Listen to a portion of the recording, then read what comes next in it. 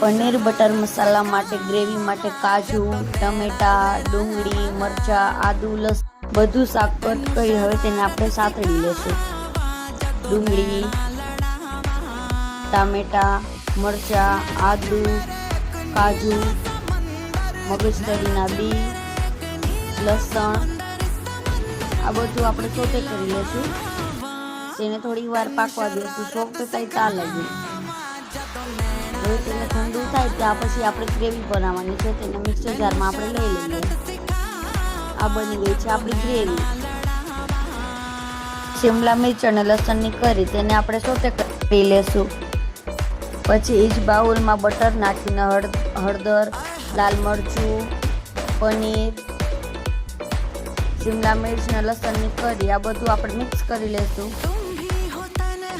તેમાં આપણે જે પ્યુરી બનાવી હતી કાજુ, ટમેટા, ડુંગળીની તે આપણે મિક્સ કરી લેશું. તેને આપણે પાકવા દેશું. બધું મિક્સ કરી આપણે તેને થોડીક વાર પકાવી લેશું.